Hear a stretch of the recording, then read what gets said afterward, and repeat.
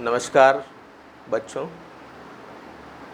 Acid base concept पर हमारा second concept है ब्रोंस्टेड एंड लॉरी कंसेप्ट।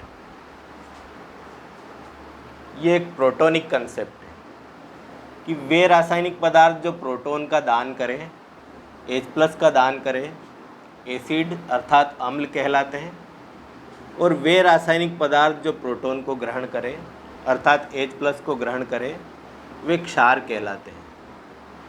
यहाँ हाइड्रोजन आयन प्रोटॉन की तरह व्यवहार इसलिए कर रहा है कि इसमें न्यूट्रॉन नहीं होता है और उसमें से इलेक्ट्रॉन को भी निकाल दिया जाए तो केवल प्रोटॉन बचता है, इसलिए इस H+ को प्रोटॉन कहा गया। तो जो प्रोटॉन दान करे वो एसिड और जो प्रोटॉन ग्रहण करे वो बेस कहलाते हैं। तो एग्जाम्पल अपन देखें इसके, तो hydrochloric acid, sulphuric acid, nitric acid, acetic acid, यह formic acid, acetic acid CH3COOH, यह फार्मिक एसिड HCOOH, ये सब प्रोटॉन का दान कर सकते हैं, इसलिए ये सब ब्रोंस्टेड एसिड के उदाहरण हैं। जैसे हम HCl को पानी में घोलें तो ये H3O+ और Cl- देगा। पानी ने प्रोटॉन को ग्रहण करके हाइड्रोनियम आयन बनाया। तो ये ब्रोंस्टेड अम्ल है, ये ब्रोंस्टेड क्षार है, BB यानी ब्रोंस्टेड बेस, BA यानी ब्रोंस्टेड एसिड।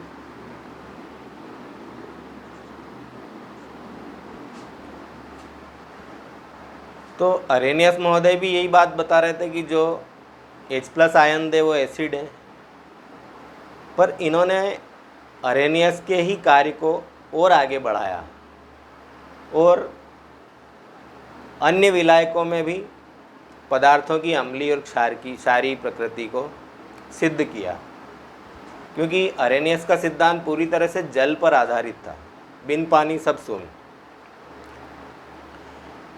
वहाँ अपन देखें तो जैसे HCl गैस अवस्था में अगर है और इसके पास ब्लू लिटमस लाएंगे तो ये रेड में चेंज नहीं होगा, या फिर बिना बुझा हुआ चूना है, क्षार है, रेड लिटमस लाएंगे तो ये ब्लू में चेंज नहीं होगा, परंतु जैसे ही इनको पानी में घोलेंगे तो ये परिवर्तित हो जाएंगे। पानी में घोलने के बाद ही ये अपने एसिड और बेसिक नेचर को शो करते थे, जबकि ब्रोंस्टेड ने अन्य विलायकों में भी इस बात को सिद्ध किया। देखते हैं उदाहरण इसके।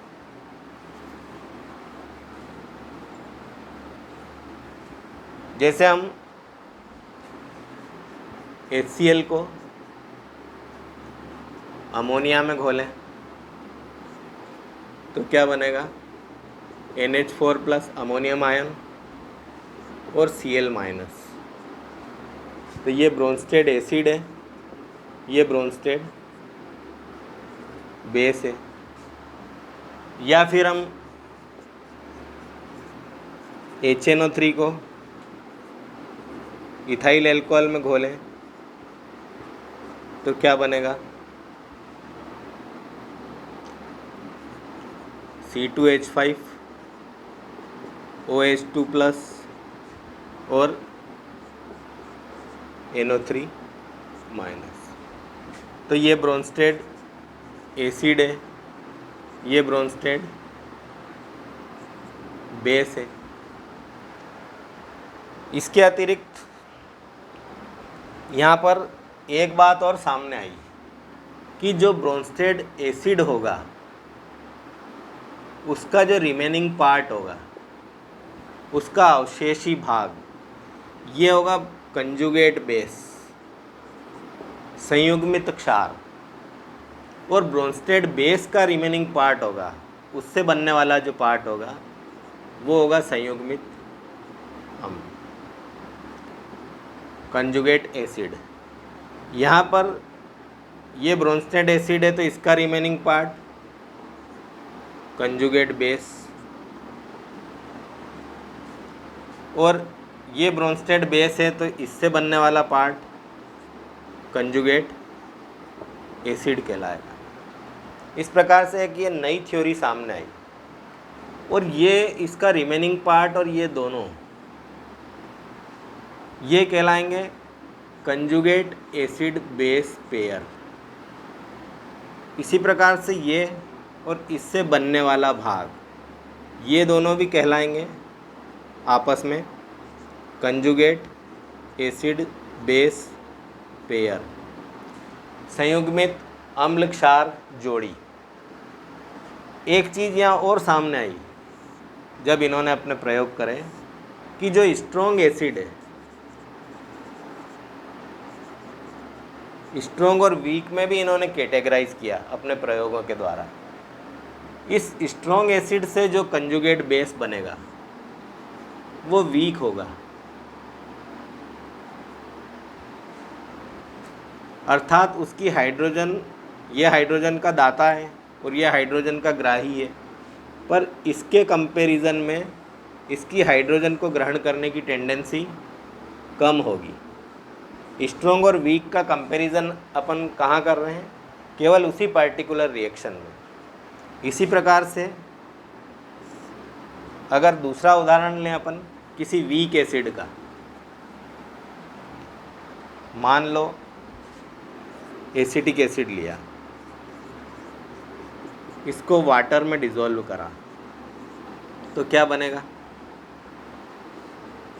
हाइड्रोनियम आयन और CH3 COO acetate ion CH3 COO minus.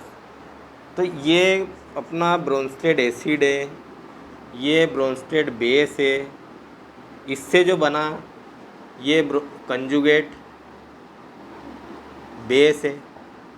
Bronsted acid से जो बनेगा वो कंजुगेट बेस है, ब्रोंस्टेड बेस से जो बनेगा वो कंजुगेट एसिड है।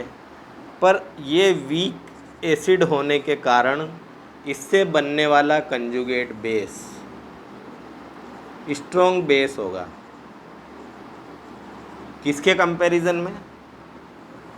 इसके कंपैरिजन में, इसी इंडिविजुअल पार्टिकुलर रिएक्शन में, क्योंकि इसकी हाइड्रोजन यानी प्रोटॉन को दान करने की टेंडेंसी उतनी नहीं होगी जितनी इसकी प्रोटॉन को ग्रहण करने की।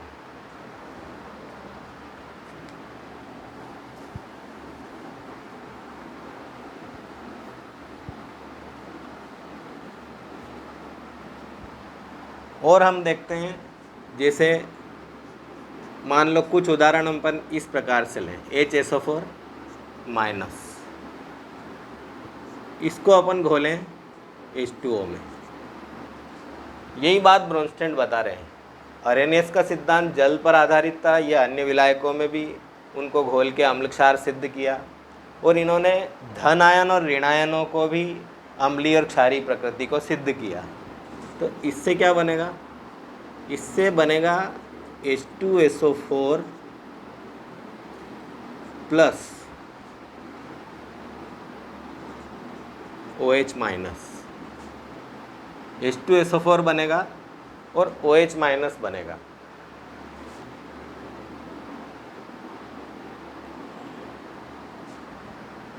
या फिर हम इस रिएक्शन को इस तरह से लिख दें, HSO4 माइनस और H2, इससे बनेगा H3O प्लस हाइड्रोनियम आयन और SO4 2 माइनस। तो यहाँ पर इसने प्रोटॉन का दान किया, इसलिए ये है ब्रोंस्टेड एसिड, ये है ब्रोंस्टेड बेस, और ये ब्रोंस्टेड एसिड है, और ये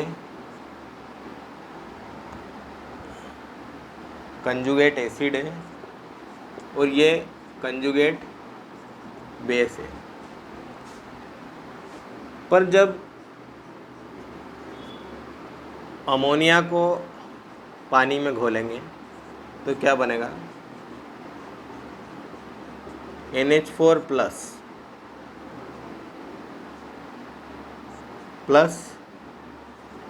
OH माइनस।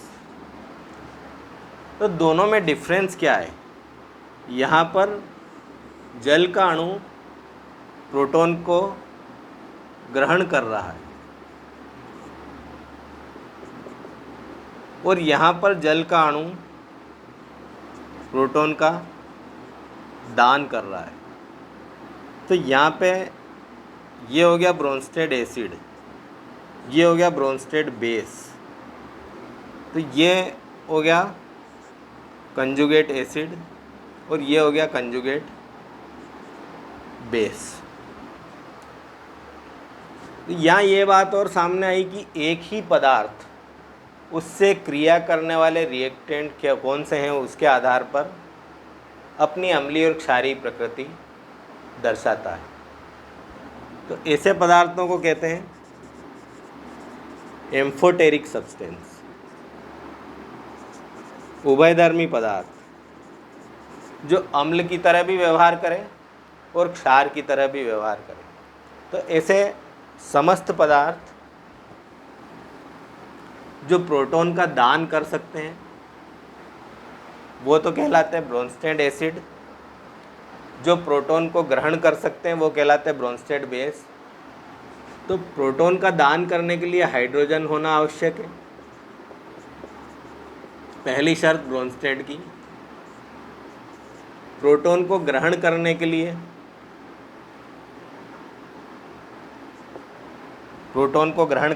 उसमें इलेक्ट्रॉन का लोन पेयर होना आवश्यक है, एकाकी इलेक्ट्रॉन युग्म होना आवश्यक है, ये इनकी दूसरी शर्त थी। और कुछ ऐसे पदार्थ भी हैं जैसे अमोनिया या वाटर या HCO3-, इनमें लोन पेयर भी होता है और प्रोटॉन भी दे सकते हैं, इसलिए ये ब्रोंस्टेड एसिड और ब्रोंस्टेड बेस दोनों की तरह व्यवहार कर सकते हैं। इस प्रकार से ब्रोंस्टेड का सिद्धांत काफ़ी वाइडर सिद्धांत था, व्यापक सिद्धांत था, ज़्यादा उपयोगी साबित हुआ। फिर भी ये BF3, BCl3, AlCl3, CO2, SO2 आदि की अम्लीय प्रकृति को सिद्ध नहीं कर पाया और कुछ उदासीनीकरण अभिक्रियाओं जैसे कैल्शियम ऑक्साइड की कार्बन डाइऑक्साइड से क्रिया कराएं तो हम जानते हैं कि कैल्शियम कार्बोनेट बनेगा जो एक लवण है। अम्ल और क्षार की क्रिया से लवण बने तो उदासीनीकरण अभिक्रिया होती है। इन चीज़ों को भी ये एक्सप्लेन नहीं कर पाया, फिर भी ये काफ़ी उपयोगी साबित हुआ। इसी चैप्टर पर आपको और भी वीडियो प्राप्त होते रहेंगे। वीडियो अच्छा लगे तो लाइक करें, सब्सक्राइब करें। Thank you, thanks for watching.